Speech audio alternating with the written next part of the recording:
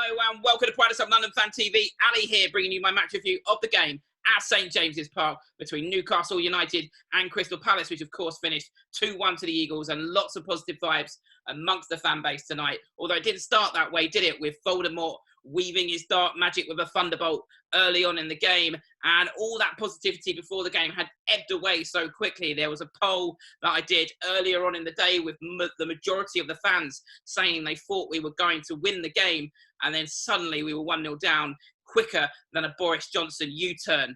However, we quickly got ourselves back in with a cracking goal from Jairo Riddlewell, and of course Gary Cahill coming up with that header too. And of course today, the first time this season we've come back from behind to win. So lots of positivity. Let's get into Roy's rating. I'm going to give him a 7 out of 10.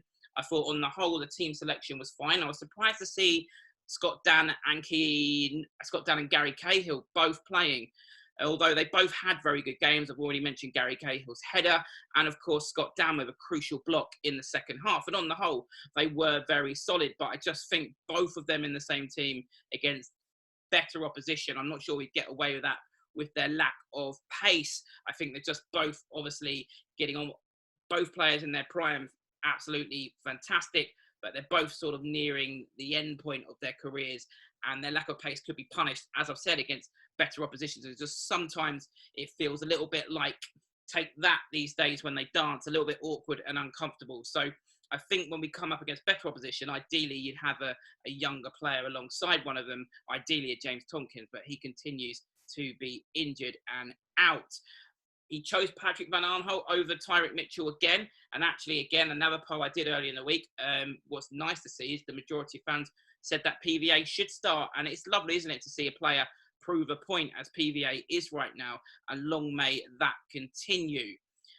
The one thing that sort of he got criticised for, Roy, was, I saw from some fans, was bringing Andros Townsend on.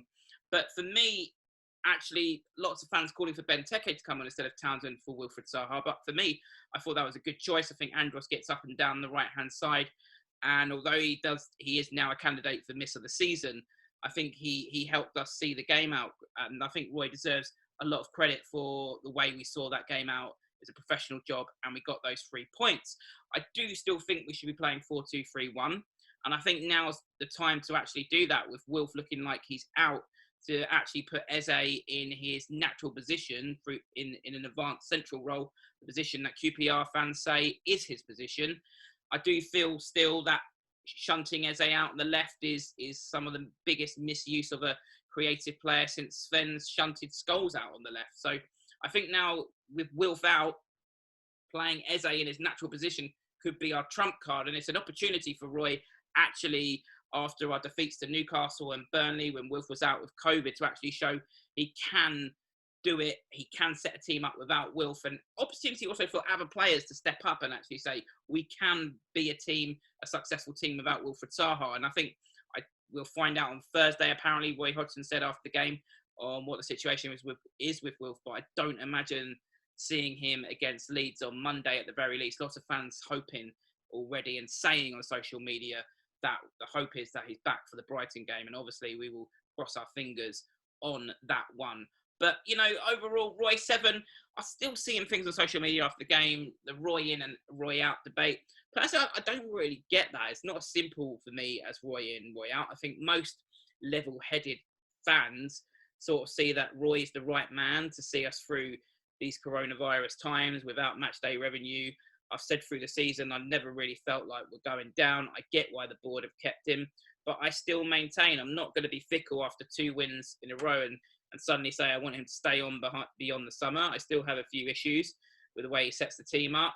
And also, I just feel like many fans, it would be the natural time to do it with so many players coming out of contracts that Roy's not going to go on forever. So if we're going to make a change, do it this summer, when we're going to have probably a big change in squad personnel.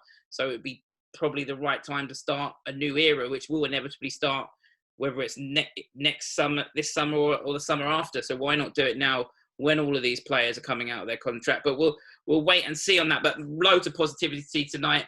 I thought Roy is doing you cannot argue with his points tally. 29 points. He is doing a good job in these times. So I hope now he goes on a massive run and goes on to prove lots of people really wrong.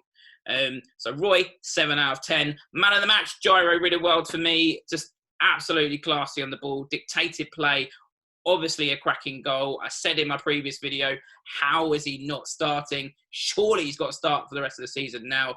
But I also thought Nathaniel Klein had a very strong game again as well. So that's it. We are now on 29 points.